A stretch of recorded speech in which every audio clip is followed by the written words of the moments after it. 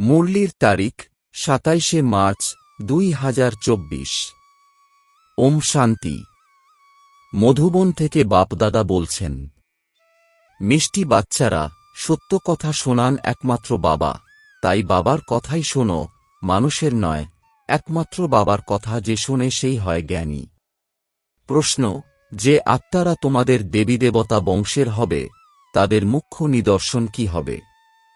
উত্তর, তাদের এই জ্ঞান খুব ভালো ও মিষ্টি লাগবে। তারা মনুষ্য মত ত্যাগ করে ঈশ্বরীয় মতানুসারে চলা শুরু করবে। বুদ্ধিতে আসবে যে শ্রীমত অনুযায়ী আমরা শ্রেষ্ঠ হব। এখন এই পুরুষোত্তম সঙ্গম যুগ চলছে, আমাদেরই উত্তম পুরুষ হতে হবে। ওম শান্তি। মিষ্টি মিষ্টি আত্মারূপী বাচ্চারা এখন আত্মঅভিমানী হও। দেহের অভিমান ত্যাগ করে নিজেকে আত্মা নিশ্চয় করো। এই কথাও জানো, পরমাত্মা হলেন একজনই। ব্রহ্মাকে পরমাত্মা বলা হয় না। ব্রহ্মার ৮৪ জন্মের কাহিনী তোমরা জানো। এই হল ওনার শেষ জন্ম। এনার মধ্যেই আমাকে আসতে হয়, যিনি পুরোপুরি ৮৪ জন্ম নিয়েছেন, এনাকেই জ্ঞান প্রদান করি। তোমরা ৮৪ জন্মকে জানো না, আমি তোমাদের বলি। সর্বপ্রথমে তোমরা এমন দেবী দেবতা ছিলে। এখন সেই স্বরূপে পরিণত হওয়ার জন্যে পুরুষার্থ করতে হবে। পুনর্জন্ম তো প্রথম জন্ম থেকেই শুরু হয়। এখন বাবা বলেন, আমি যে তোমাদেরকে বলি সেসব হল রাইট। বাকি যা কিছু তোমরা শুনেছ সেসব হল রং বা ভুল। আমাকে বলা হয় ট্রুথ বা সত্য বলেন যিনি। আমি সত্য ধর্মের স্থাপনা করতে আসি। বলা হয় সত্য যেখানে আত্মা নাচবে সেখানে, অর্থাৎ খুশিতে ডান্স করো। এ হল জ্ঞানের ডান্স। তারা কৃষ্ণকে দেখায় মুরলি বাজিয়ে রাস করেছে। উনি হলেন সত্যখণ্ডের মালিক। কিন্তু কৃষ্ণকে এমন কে তৈরি করেছেন? সত্যখণ্ডের স্থাপনাকে করেন। ওটা হল সত্যখণ্ড, এটা হল মিথ্যাখণ্ড। ভারত সত্যখণ্ড ছিল যখন এই লক্ষ্মীনারায়ণের রাজত্ব ছিল, সেই সময় অন্য কোনো খণ্ড ছিল না। মানুষ এই কথা জানে না যে স্বর্গ কোথায়। কেউ মারা গেলে বলে অমুক স্বর্গে গেছে। বাবা বোঝান তোমরা উল্টোভাবে ঝুলে আছো, মায়ার অধীন হয়েছ। এখন বাবা এসে তোমাদের সোজা করছেন। তোমরা জানো ভক্তদের ভক্তির ফল প্রদান করেন ভগবান। এই সময় সবাই ভক্তিমার্গে আছে। যা কিছু শাস্ত্র ইত্যাদি আছে সেসব হল ভক্তিমার্গের। এই গীত গান ইত্যাদি সবই হল ভক্তিমার্গের। জ্ঞান মার্গে ভজন ইত্যাদি হয় না। তোমরা জানো আমাদের শব্দের ঊর্ধ্বে যেতে হবে, অর্থাৎ ফিরে যেতে হবে। বাবা বলেন, মিষ্টি বাচ্চারা, মুখে হে ভগবান কখনো বলবে না। এরকম বলাও হল ভক্তিমার্গ। কলিযুগের শেষ সময় পর্যন্ত ভক্তিমার্গ থাকে। এখন এটা হল পুরুষোত্তম সঙ্গম যুগ, যখন বাবা এসে জ্ঞানের দ্বারা উত্তম পুরুষে পরিণত করেন। তোমরা একটি ঈশ্বরীয় মতানুযায়ী চলো। ঈশ্বর যা বলেন সবই রাইট। বাবা মনুষ্য দেহে এসে বলেন, তোমরা অনেক বুদ্ধিমান ছিলে, বোধযুক্ত ছিলে, এখন কতখানি অবুঝ হয়েছ। তোমরা গোল্ডেন এজে অর্থাৎ স্বর্ণ যুগে ছিলে, এখন আয়রন এজে অর্থাৎ লৌহ যুগে এসেছ। যারা এখানকার অর্থাৎ সঙ্গম যুগের, তাদের এই জ্ঞান খুব ভালো লাগবে। এখানকার আত্মাদের মিষ্টি লাগবে। এই বাবা ব্রহ্মা বাবা নিজেও গীতা পাঠ করতেন। বাবাকে অর্থাৎ শিব বাবাকে পেয়ে সবকিছু ছেড়ে দিলেন। উনি অনেক গুরুর কাছে দীক্ষিত ছিলেন। বাবা বললেন, সবাই হল ভক্তিমার্গের গুরু। জ্ঞান মার্গের গুরু একমাত্র আমি। যখন আমার কাছে জ্ঞান শুনবে তখন তাদের জ্ঞানী বলা যেতে পারে। বাকি সবাই হল ভক্ত। এই শ্রীমত হল শ্রেষ্ঠ, বাকি সব মত হল মনুষ্য মতামত, এই হল ঈশ্বরীয় মত। ওসব হল রাবণের মত, এ হল ভগবানের মত। ভগবানুবাচ, তোমরা হলে অনেক মহান ভাগ্যশালী, তাই তোমাদের বর্তমান সময় হল হীরে তুল্য জন্ম। আংটিতেও হিরে মধ্যিখানে লাগানো হয়। মালার উপরে ফুল থাকে, তারপর মেরু। নামও হল আদম বিবি। তোমরা বলবে মাম্মা বাবা। আদি দেব এবং আদি দেবী, এনারা হলেন সঙ্গমের। সঙ্গম যুগই হল সবচেয়ে উত্তম, যখন এই রাজ্যের অর্থাৎ স্বর্গের স্থাপনা হচ্ছে।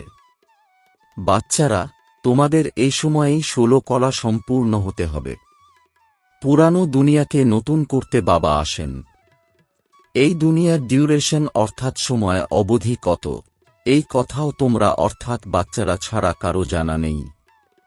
লক্ষ বছর বলে দেয় তারা। এই সবই হল মিথ্যে কথা। মিথ্যা মায়া, মিথ্যা কায়া বলা হয়। সত্য হল নতুন দুনিয়া। এটা হল মিথ্যা খণ্ড। এই মিথ্যা খণ্ডকে সত্যখণ্ডে পরিণত করা বাবার কাজ।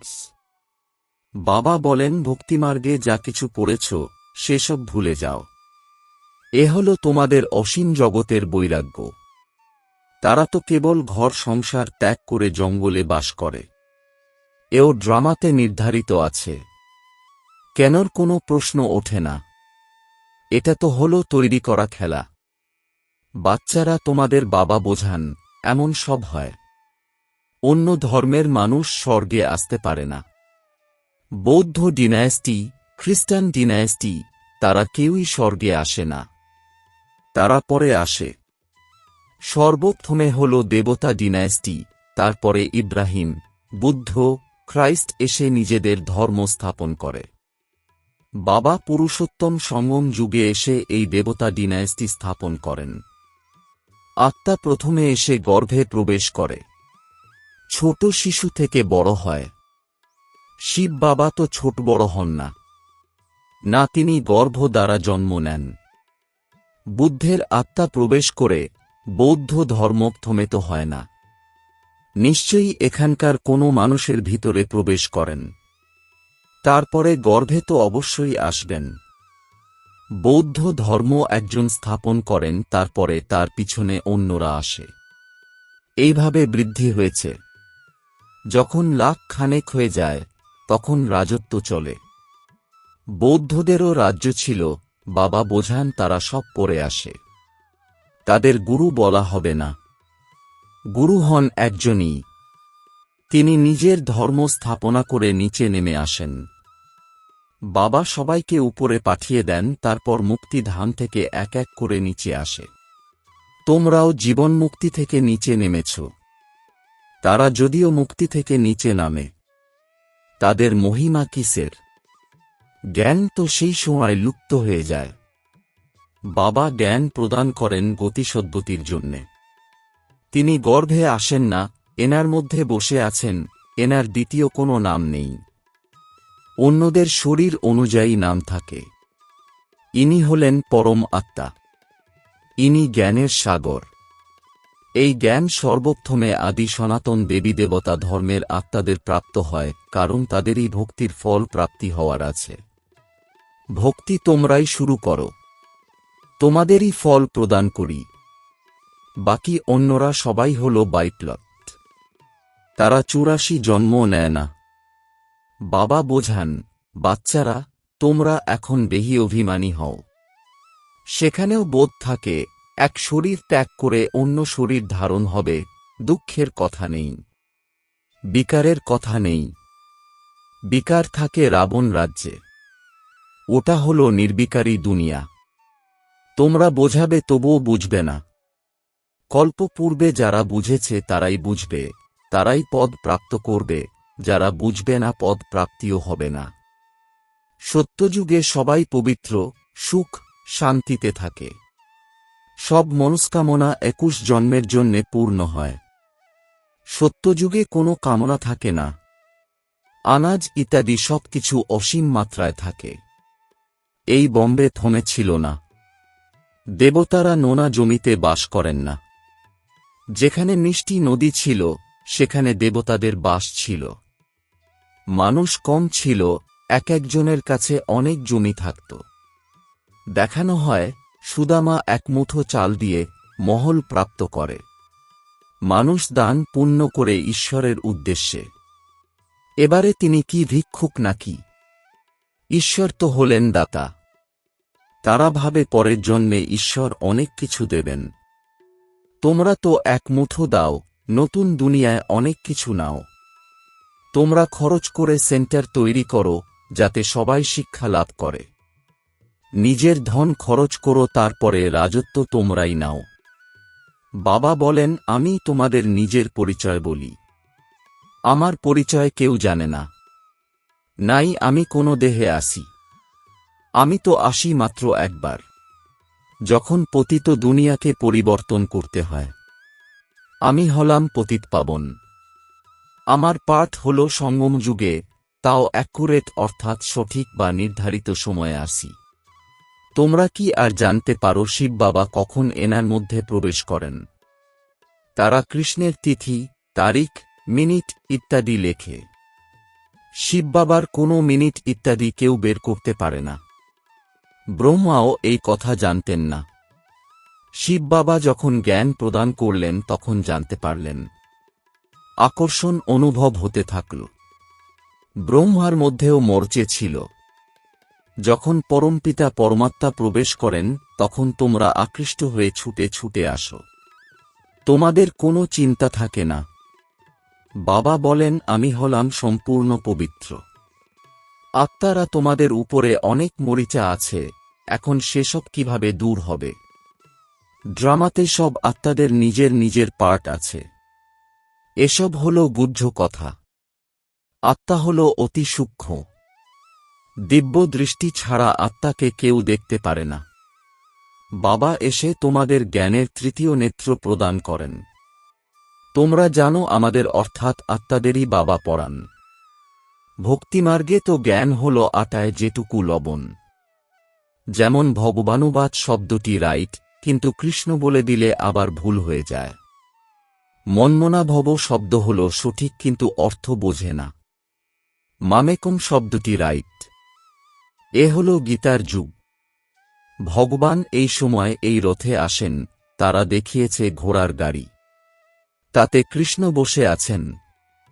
এবারে কোথায় ভগবানের এই রথ, কোথায় ঘোড়া গাড়ি? কিছুই বোঝে না। এ হল অসীম জগতের বাবার বাড়ি। বাবা সব আত্মারূপী বাচ্চাদের 21 জন্মের জন্য হেলথ, ওয়েলথ, হ্যাপিনেস প্রদান করেন। এও হল অনাদি অবিনাশী তৈরি করা ড্রামা। কখন শুরু হয়েছে বলা যাবে না। চক্র ঘুরতে থাকে। এই সঙ্গমের কথা তো কারো জানা নেই। বাবা বলেন, এই ড্রামা হল 5000 বছরের। অর্ধেক হল সূর্য বংশী চন্দ্র বংশী, অর্ধেক অর্থাৎ 2500 বছরে বাকি অন্য সব ধর্ম। তোমরা জানো সত্যযুগ হল ভাইসলেস দুনিয়া অর্থাৎ পাপমুক্ত দুনিয়া। তোমরা এখন যোগবলের দ্বারা বিশ্বের রাজত্ব প্রাপ্ত করো। খ্রিস্টানরা নিজেরাই বোঝে, আমাদের কেউ প্রেরণা দিচ্ছে, ফলে আমরা বিনাশের জন্যে এই সব তৈরি করি। তারা বলে আমরা এমন বোমা তৈরি করি যে একটি মিষ্টি মিষ্টি প্রশিক্ষার্থী বাচ্চাদের মাতাপিতা বাপদাদার স্মরণসহ স্নেহসুমন আর সুপ্রভাত। আত্মিক পিতার আত্মিক বাচ্চাদেরকে জানাচ্ছি নমস্কার। ধারণার জন্যে মুখ্য সার। এক অসীম জগতের বৈরাগী হয়ে যা কিছু এখনো পর্যন্ত ভক্তিমার্গে পড়েছ বা শুনেছ, সেসব ভুলতে হবে। একমাত্র বাবার কথা শুনে তাঁর শ্রীমত অনুযায়ী নিজেকে শ্রেষ্ঠ করতে হবে। 2. যেমন বাবা হলেন সম্পূর্ণ পবিত্র, তাঁর উপরে কোনো মরচে নেই, তেমন পবিত্র হতে হবে। ড্রামার প্রত্যেকটি পাঠধারীর পাঠ হল একেবারে অ্যাকুরেট। এই গুহ্য রহস্যটিকেও বুঝে এগিয়ে চলতে হবে। বরদান। বাবা আর বরদাতা এই ডবল সম্বন্ধের দ্বারা ডবল প্রাপ্তি করা সদাশক্তিশালী আত্মাভব। এর বিস্তার। সর্বশক্তি হল বাবার উত্তরাধিকার আর বরদাতার বরদান। বাবা আর বরদাতা এই ডবল সম্বন্ধের দ্বারা প্রত্যেক বাচ্চার এই শ্রেষ্ঠ প্রাপ্তি জন্ম থেকেই হয়ে থাকে। জন্ম থেকেই বাবা বালক তথা সর্বশক্তির মালিক বানিয়ে দেন। সাথে সাথে বরদাতার সম্পর্কে জন্ম হতেই মাস্টার সর্বশক্তিমান বানিয়ে সর্বশক্তিভব বরদান দিয়ে দেন। তো একের দ্বারা এই ডবল অধিকার প্রাপ্ত হওয়ার কারণে সদা শক্তিশালী হয়ে যাও। স্লোগান: দেহ আর দেহের সাথে পুরানো স্বভাব, সংস্কার বা দুর্বলতার থেকে ডিট্যাচ হওয়াই হল বিদেহী হওয়া। ওম শান্তি। আমাদের সকলের অতি স্নেহী বাপদাদার হৃদয়ের উপর রাজত্ব করা, নিজের জীবন বা কর্তব্যের দ্বারা গুণদান করা, সদা বিদেহী স্থিতিতে থেকে ট্রাস্টি যজ্ঞ রক্ষক হওয়া এবং অন্যদেরকে বানানো দাদি জানকীজির আজ হল পূর্ণ স্মৃতি দিবস। তিনি ২৭শে মার্চ ২০২০ তারিখে অব্যক্ত বতনবাসী হয়েছিলেন। তাঁর দ্বারা প্রাপ্ত হওয়া অমূল্য শিক্ষাগুলি সদা আমাদের সকলের কানে গুঞ্জরিত হতে থাকে। ১. নিজেকে আশীর্বাদ করতে হলে সূক্ষ্ম অভিমানকে পরখ করে তাকে দ্রুত সমাপ্ত করে দাও। ২. নিজের স্থিতিকে এমন অচলনর বানিয়ে নাও তো সময়, সংকল্প এতটুকুও যেন ব্যর্থ না যায়। ৩. জগতের দুঃখ যন্ত্রণা দূর করার জন্য ইনোসেন্ট আর মিষ্টি হও, মায়ের সমান পালনা দাও। ৪. বেশি ভাবলে, বেশি কথা বললে আর বেশি চিন্তা করলে শক্তি খরচ হয়। সাইলেন্সে থাকো, তাহলে শক্তি জমা হতে থাকবে। ৫. পরচিন্তন বা ঘৃণার দৃষ্টিকে সমাপ্ত করে সচিন্তন আর প্রভু চিন্তন করো। ৬. সৌভাগ্যবান এবং ব্লিসফুল থাকতে হলে বাবার ব্লেসিং নিতে থাকো। ৭. কারোর করা ভুল চিত্ততে যেন না থাকে, চিত্ত সাফ রাখো তো শান্তিতে থাকবে। ৮. তপস্বী হওয়ার জন্য ত্যাগী হও, এতটুকুও ইচ্ছা বা আসক্তি যেন না থাকে। ৯. নিজের স্থিতি উচ্চ বানাতে হলে স্মরণে থাকার গুপ্ত অভ্যাস করতে থাকো, সাধারণ বলার বা শোনার অভ্যাস যেন না থাকে। ১০. নিজের শতগুণী দৃষ্টিবৃত্তির দ্বারা নিজেদের মধ্যে শতগুণী ব্যবহারের দ্বারা নিজের সম্পূর্ণতাকে সমীপে নিয়ে এসো। ১১. অন্তর্মুখী হয়ে যাও তো অষ্টশক্তি সখী রূপে সাথী আর সহযোগী হয়ে যাবে। ওম শান্তি।